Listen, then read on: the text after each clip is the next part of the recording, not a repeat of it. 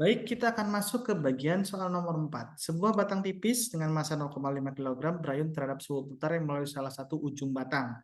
Ya, batang berayun dengan periode 1,5 detik dan amplitude sudut 10 derajat. Karena ini batang tipis, maka kita bisa bayangkan dia itu titik pusat massanya ada di tengah. Maka kalau misalnya dia berayun terhadap suhu putar salah satu ujung batang, ilustrasinya mungkin kita bisa gambarkan seperti ini ya. Tapi di sini batang tipisnya itu sampai di ujung saja, satu batang saja. Jadi ini bukan, ini hanya ilustrasi saja ya. Lalu ini ditaruh pada sumbu putar di salah satu ujung batang, misalnya di titik P, maka momen inersia batang pada titik P itu akan sama dengan momen inersia pada titik pusat massa ditambah pergeserannya dari titik pusat massanya. Karena dia di salah satu ujung batang, maka kita bisa bayangkan benda titiknya itu bergeser sejauh L per 2, sehingga akan sama dengan M kali per 2 dikuadratkan. Nah, untuk batang tipis, Anda bisa lihat pada tabel, momen inersia akan sama dengan 1/12 M dikali L kuadrat, lalu digeser ke kanan. Ya, ini M-nya mungkin saya ganti M besar seperti ini ya. Ini akan sama dengan M L kuadrat dibagi dengan 4 ya. Sehingga kalau kita jumlahkan 1/12 tambah 1/4 akan sama dengan 1/3 ya. Kalau kita samakan penyebutnya, nah, maka yang sisi suku ini akan dikalikan 3, 3 tambah 1, 4, 4/12 itu 1/3. Ini akan sama dengan 1/3 M L kuadrat. Sehingga kalau kita bertanya tentang hubungan periode dengan panjang dari batang, periode didapat dari persamaan untuk bandul fisis akan sama dengan momen inersia di titik P ya, dibagi dengan M kali G kali L, di mana L itu adalah di sini titik pusat massa atau H ya, kalau di sini kalau Anda masih ingat H, di mana ini akan sama dengan mg dikalikan H, di mana H itu adalah jarak titik suhu putar terhadap titik pusat massa. Jadi karena dia di ujung batang, maka jarak antara titik sumbu putar dengan sumbu pusat massa, titik pusat massa adalah L per 2.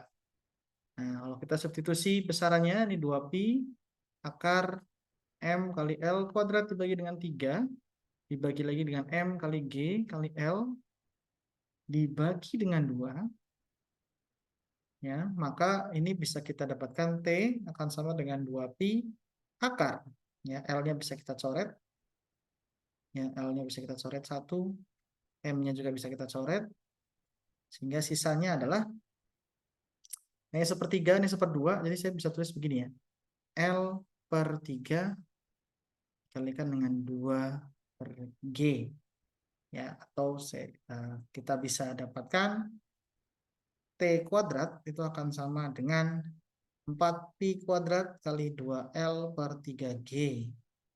Jadi, L itu akan sama dengan 3G kali T besar kuadrat dibagi dengan 8pi kuadrat. Ya, karena 4pi kuadrat dikalikan dengan 2. Nah, kita sudah punya G, kita bisa ambil 10 atau 9,8, tapi mungkin 10 sudah oke. T kita punya informasi periode, 1,5 detik.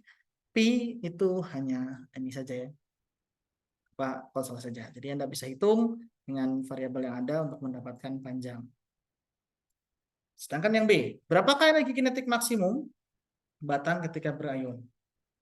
Ya, dari kekalahan energi kita bisa dapatkan bahwa energi kinetik pada saat dia ada di atas ya, pada saat sudutnya 10 derajat di atas sini ya, ini misalnya sudut 10 derajat di atas ini, itu pasti sama dengan energi potensial pada saat dia di atas akan sama dengan energi kinetik yang ada di bawah. Sehingga kita hanya perlu membedakan beda ketinggian. Kalau kita ambil di sini Y sama dengan 0, terus sini artinya akan sama dengan Y, akan sama dengan di sini panjangnya adalah L per 2 tentu saja ya, atau ujungnya L mungkin segala macam. Dan kalau kita bisa dapatkan jarak antara keduanya akan sama dengan L dikalikan 1 minus cos theta. Ya, sehingga energi kinetik pada saat di bawah ini akan sama dengan energi potensial ketika di atas di sudut 10 derajat. Ya.